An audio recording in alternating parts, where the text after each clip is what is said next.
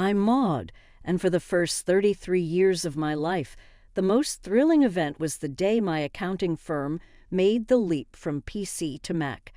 Not particularly exciting, is it? But then the atmosphere shifted dramatically at a friend's birthday celebration. That night I lingered in the shadows of a cramped living room, clutching a soda, my discomfort amplified by the suffocating grip of my too-tight dress. The music blared, drowning out any chance of conversation, yet it resonated with him in just the right way. Charles will pay for what he has done. His height set him apart from the crowd, allowing him to notice me amidst the shadows.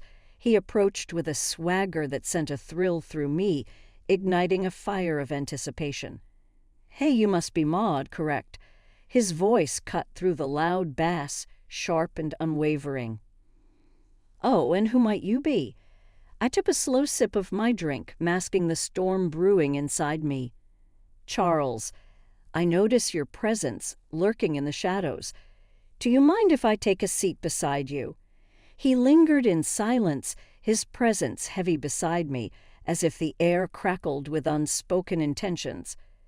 "Not at all," I replied, my voice barely cutting through the deafening pop anthem that filled the air. "So, Maud, what brings you to this dark gathering tonight?" he asked, leaning in with a glint of curiosity in his eyes. His tone carried a nonchalant air, yet his gaze burned with a fierce intensity. "Only here to mark the occasion of Jessica's birthday. Do you recognize her?" "A long time has passed. Crossed paths with her during our college days. She relentlessly extends her invitations, as if unaware of the storm brewing beneath the surface. I suppose I have no choice, do I?" We laughed, and it felt like a trap, deceptively simple. "I understand. She is my colleague.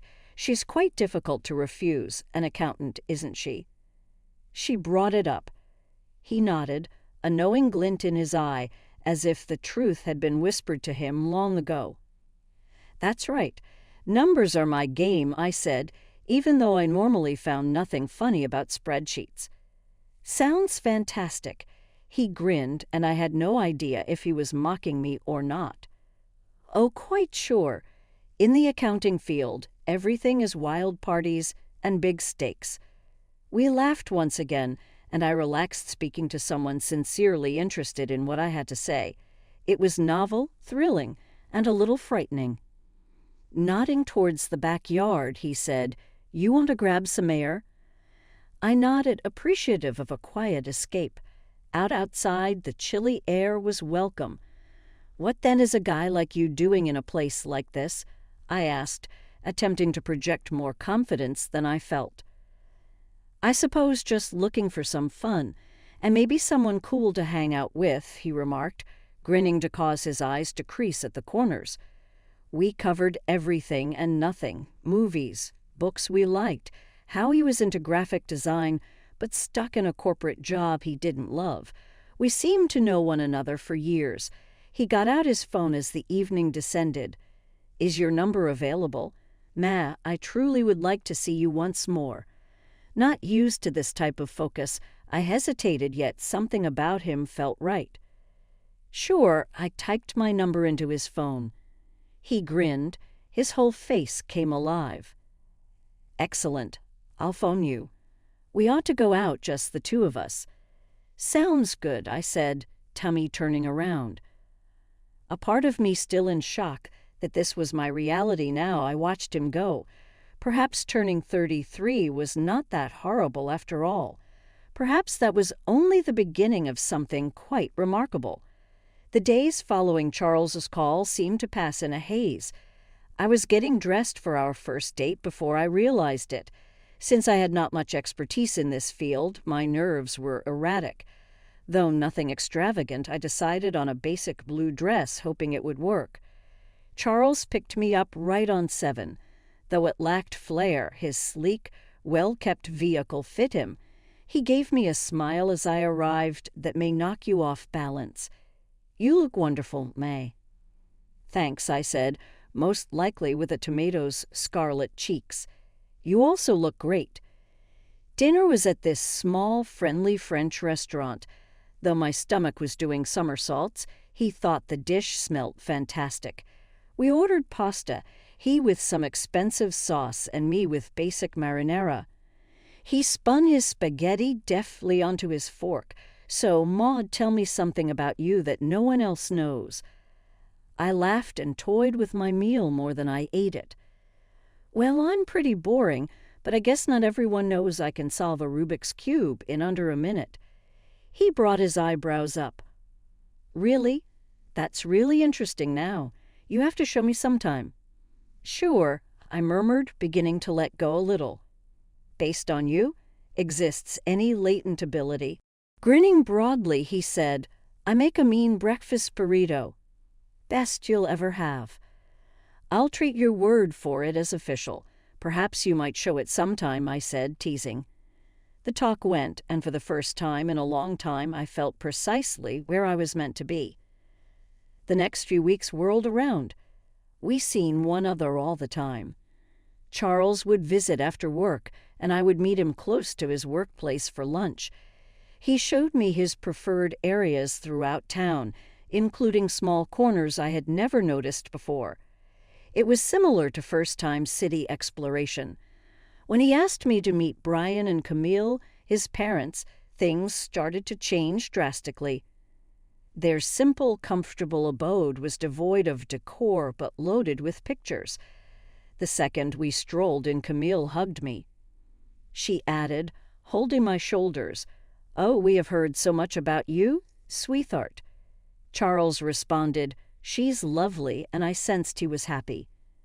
Dinner was seated, and the non-stop talk started. "Maud, Charles tells us you are an accountant then. That has to be fascinating," Brian remarked, passing the potatoes to me. "It has its moments," I said. "Mostly just numbers, but I enjoy the arrangement of them." "And how does your family fare?" Camille inquired, sincerely curious. "Thanks, they're fantastic. Although constantly busy, my dad is a businessman who has been quite helpful to me." Though it was all occurring quickly, it seemed appropriate. Everything in my life seemed to have been building towards this conference.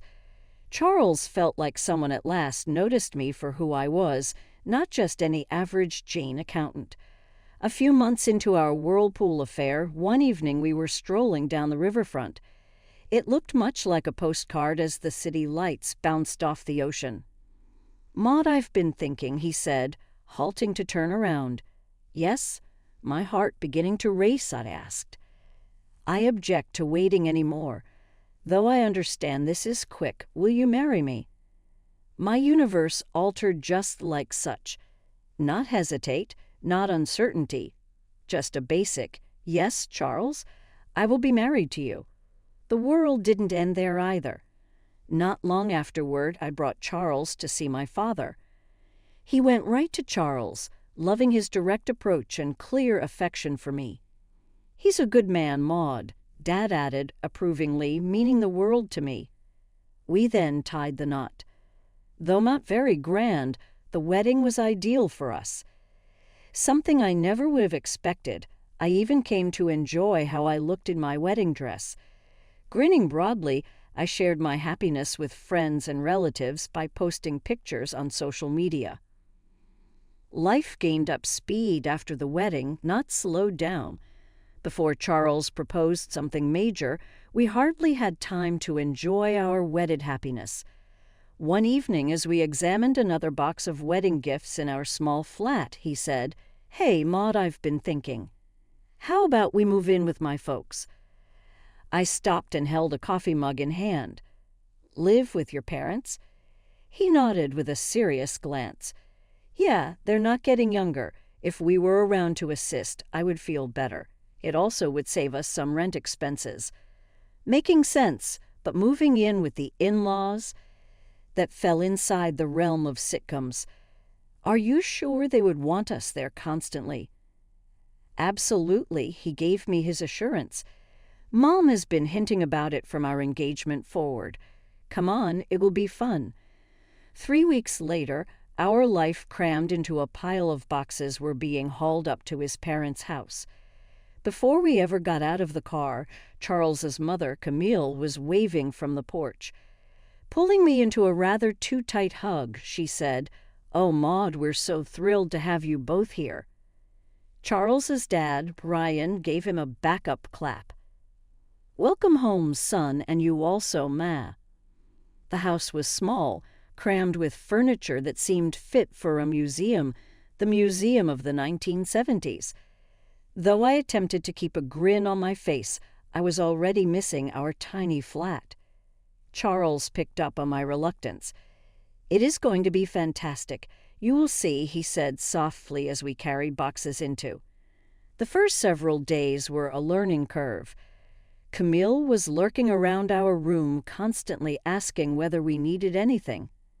She chirped, "Just making sure you're comfortable," and I tried not to flush at the invasions of privacy. We all sat down for dinner one evening, Charles, me, Brian, Camille. Until Charles dropped another bomb, the conversation was agonizingly ordinary.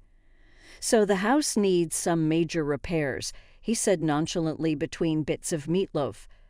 On my mashed potatoes, I choked. "Practices?" "Yeah, the plumbing's from the Dark Ages and the roof's mess," he replied. Brian nodded with seriousness. Charles said, avoiding my look, "We were thinking," he said, "that maybe we could all chip in for the costs." I looked at Camille. She seemed suddenly rather fascinated in her plate. "All of us." Charles mumbled, "Well, I just got this pay cut at work, saying he was a bit pinched just now." And there it was. I had a knot in my gut. Though I wanted to say much more, I said, "I'll see what I can do." Camille straightened out, tears filling her eyes. "Oh, Maude, that would be quite beneficial. You are a very beautiful angel." The next several weeks were a haze of repairs and contractors. Camille gushed about how great the house looked, and I made checks and grinned with jaws clenched. Brian gave me a rear smack. "You are rather part of the family nowadays, May." Part of the family. True, the one who covers all expenses.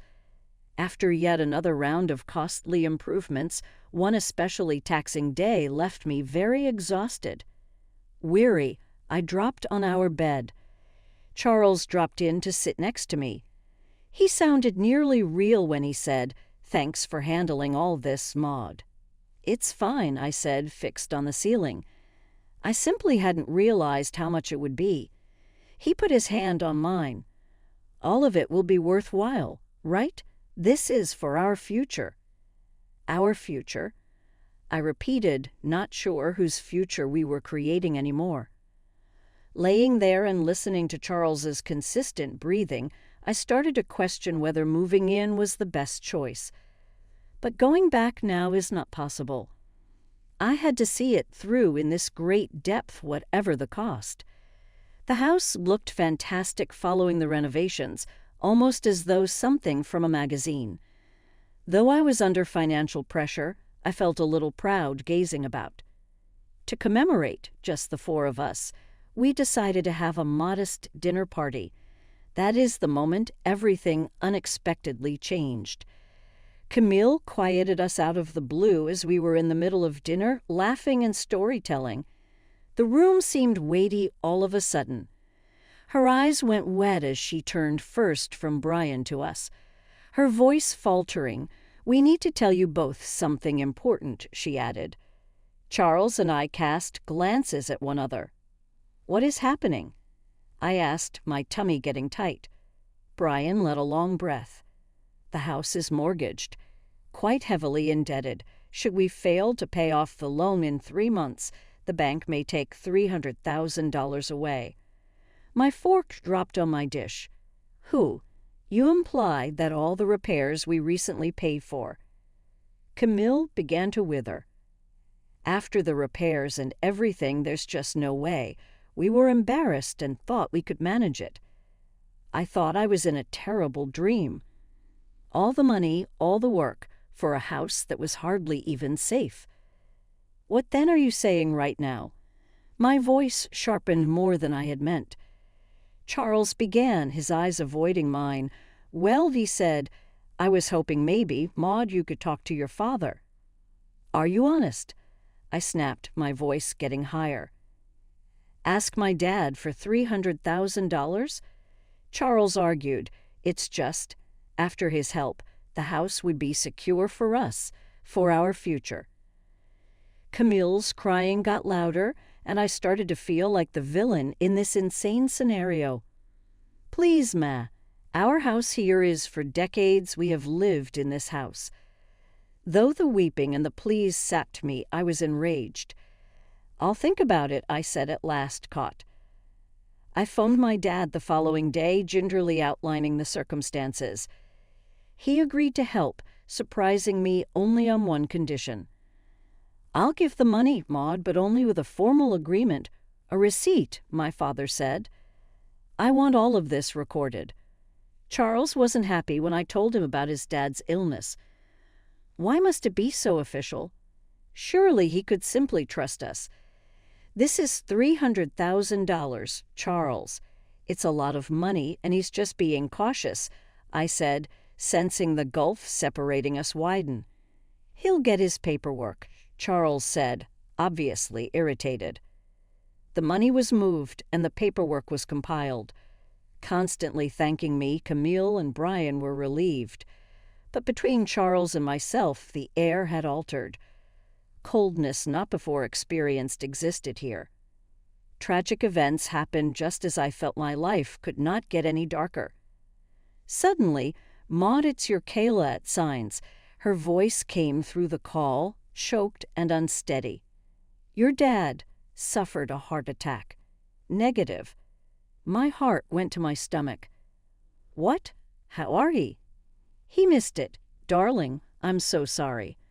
The phone almost slid from my hand. I murmured dumb, "No, that cannot be right." When I hung up, Charles was there in the doorway. His voice low, he whispered, "What's wrong?" "My dad? He's gone," I said as everything inside me cracked, and I started crying. Charles dropped over and wrapped his arm around me, but it seemed like he was hugging a stranger. "I'm sorry, Maud," he whispered, and it seemed honest, but I was too deep in my sadness to actually hear him.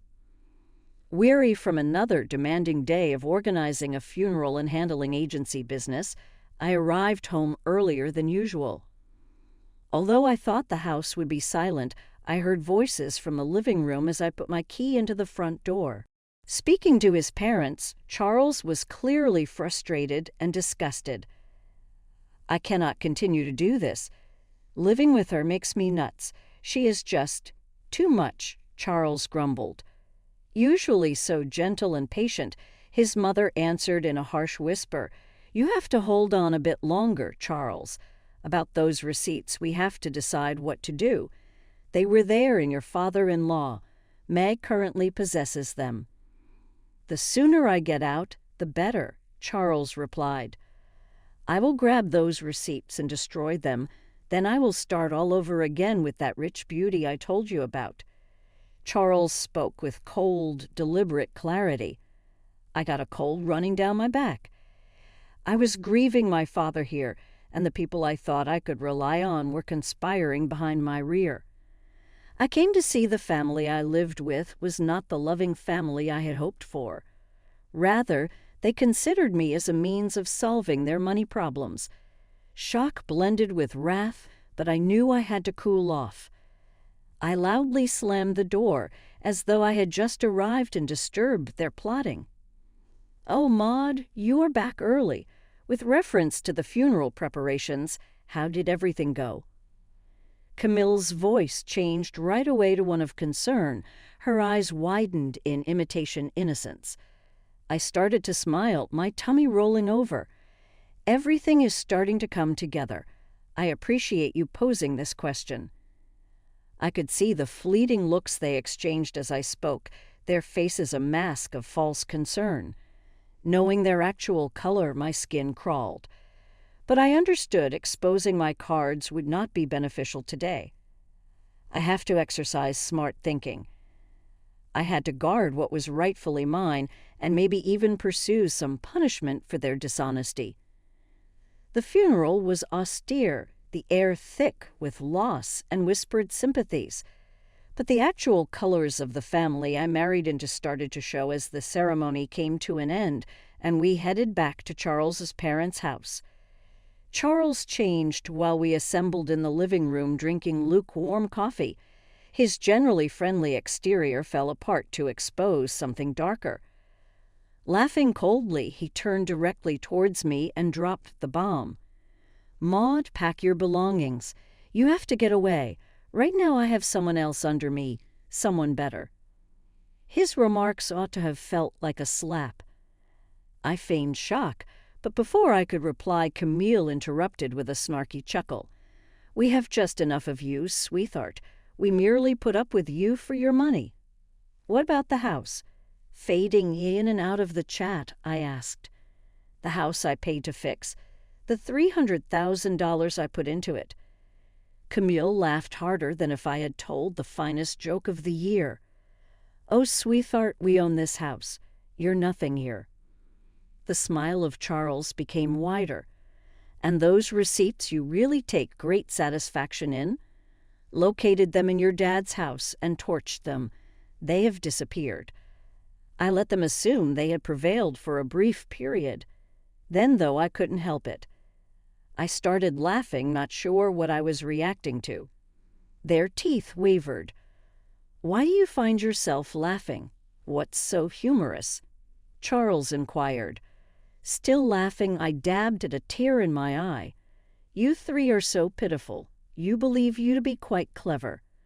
The receipts you threw away, they resembled copies. Safe with my lawyer are the actual ones. Their faces looked to have lost color." The haughtiness of Charles became panic. "You cannot prove anything," he said hesitantly. "I can, and I will," I shot back, my voice solid and strong. "Right now I want my money returned, every one of them. Alternatively, my next call will be to the police." Looking at one other, Charles and Brian felt terror replace their former assurance. Usually so audacious and direct, Brian started to beg, "Maud, please, let's discuss this. We can organize something out here." Negotiations with Charles and his parents stretched on longer than I had anticipated once the truth was out and power in my hands. They were clearly attempting every tactic to change the conditions in their advantage, but I was not going to go. "Look, it's simple," I said decisively at their now legally mined kitchen table during one of our several conversations. "For the money, the house is passed to my name. That is the arrangement. Not any games anymore." They finally turned around. Making everything formal and legal seemed to be the wisest line of action. We all agreed. I insisted that it be recorded by a lawyer and verified with the correct paperwork. "I want no shortcuts," I underlined. Documents were signed and notarized at the attorney's office, which created a tense environment. As every signature was executed, I observed intently to make sure no more dishonesty might find place. Once everything was set, I gathered the transfer paperwork and turned to Charles's mother. She seemed depressed, although she still exuded a little of her old flits. I held up the papers, then stated, "I'll be keeping these in a safe place, sliding them into a folder, just to make sure nobody is tempted to do any stunts." Given the paperwork under control, the divorce process was simple. Charles was silent. His former swagger was absent. I felt a weight off my shoulders as the final documents were signed. Chapter closed. I witnessed Charles, his parents, and their possessions being carried to a rental van from the porch of my now totally owned house on the day they moved out. Their languid motions matched a somber attitude. I felt both happiness and grief at the same time. Though under the circumstances it was the best possible outcome, this was not how I envisioned my marriage dissolving. Word filtered back to me through friends about Charles and his circumstances once everything calmed down, and I started to savor my newly discovered tranquility. On the other side, the grass seemed less green. Not long after our divorce, his lover deserted him. His parents were now cramped into a little flat, a major downgrading from the nice house they had. Karma appeared to have caught them faster than I could have imagined. Notwithstanding their circumstances, they began contacting me, inundating me with calls and messages, mostly wanting to weasel their way back into my life, or at least into my house. But with their dishonesty, I was finished. I'd boycott them on all social media and blocked their numbers without thinking twice. Cutting the last strands, linking us felt freeing. One afternoon, I was savoring a peaceful moment with a book in my living room when someone knocked at my door.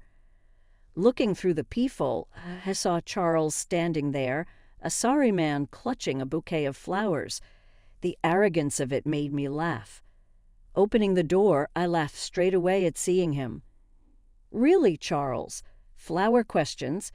He squirmed uneasily, the bouquet looking to wither with his mood. "Maud, I've come to understand so many things," I miffed. Terribly incorrect. "Remember when you told me I disgusted you?" I stopped, resting against the doorframe, not hiding my delight at his misery. "What evolved, Charles? Run out of possibilities." He dropped his head, the guilt obvious on his face. "I'm here to make things right. I made mistakes." I shook my head, almost pitying him. "Charles, you are not here to right things. You simply want to return to your cozy life. But let me guess what? That life is no more available. Not for you here." His face dropped, and he retreated as though my words were actual blows. "Maud, please." I interrupted him off quite sharply. "You ought to go. Leave not here. We are now finished, in eternity." Charles stayed there for a second more, his hope clearly collapsing. Then he turned and left without further word, his shoulders bowed in loss. Feeling both finality and relief, I went back to my book. I grinned to myself as the silence of the home enveloped me like a cozy blanket.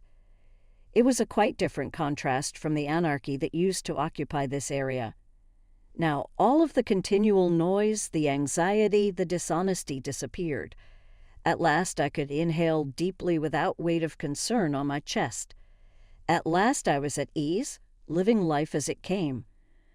I looked about the room to enjoy the quiet. The sun warmed everything by streaming in through the windows. Once this place was really mine, I understood how much I adored it.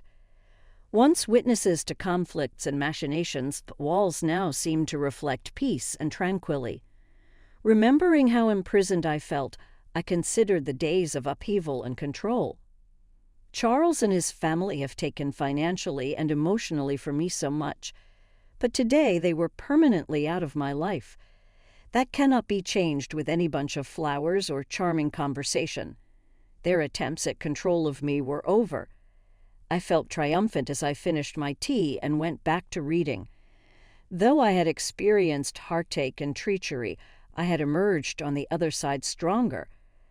I had seized my life and my future.